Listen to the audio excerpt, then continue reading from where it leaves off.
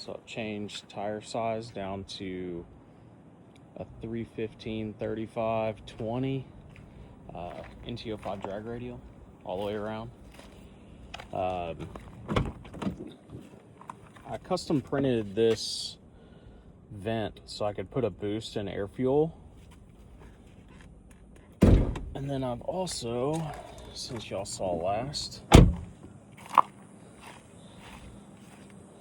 finally added a P1X. So now it's boosted on about 8.5 pounds of boost.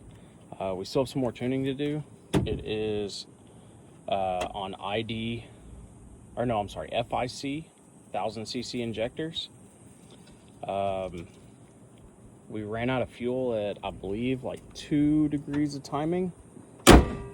So it needs, for now I'm just gonna run a booster pump, which should be here this week. And then we're gonna finish tuning. We're gonna tune it pretty mild because still stock transfer case, and stock rear end. So we'll see if those last at the track. I'm hoping on 8 pounds with a mild tune, be somewhere in the low 11s. It's full weight, still has full interior, all third row. Oh, so there is a bottle back there, but I'll show you. It is not nitrous.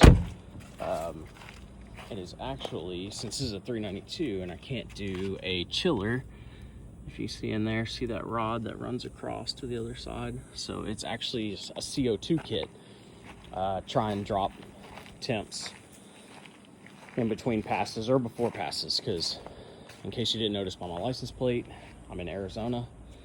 It's even at night when we make passes in the summer, it can still be 105 at nighttime around midnight. If we're lucky, it drops down into the 90s. So the DA out here is absolutely horrible. That's another reason why I'm saying that low 11s I feel like is a fair time for this truck. Side note, bought a tow pig to tow this guy around.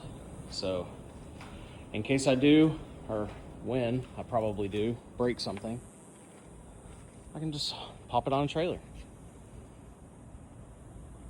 And I'll get y'all some startup videos.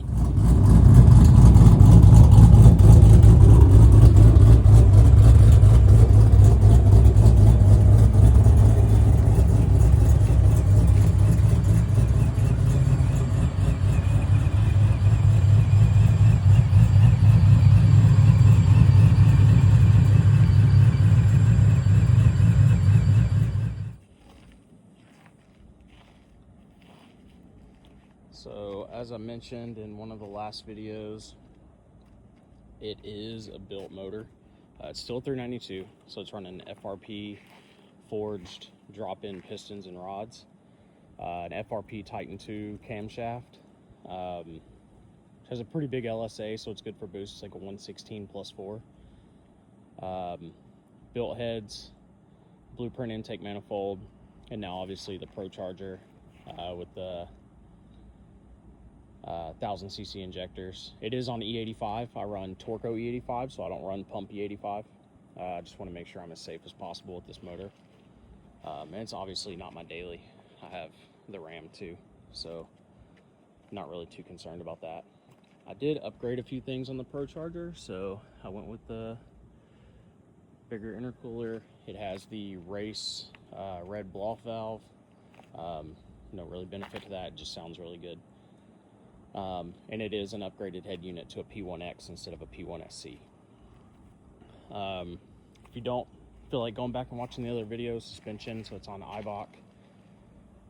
Trackhawk special edition springs, because back then they didn't make them for Durangos. I've had this truck about 4 years now. It's got an SPC front camber kit. I'm about to get front upper control arms from AAD. It's got rear B Woody toe links, rear B Woody upper control arms, has a front and rear differential brace, so front and rear differential brace.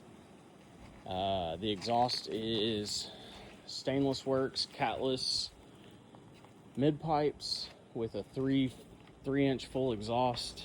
And then I actually did recently change to the 16-inch Corsa resonators, and then actually it's hard to tell in the video, but it dumps behind the bumper. It looks like it's kind of flush, but if you look here, it's underneath. But they're just turn downs underneath. I do just drive this on the street every once in a while, so I wanted it to be drivable. Before, with the small Corsa resonators, considering I have no cats or anything, you couldn't hear yourself think going down the interstate.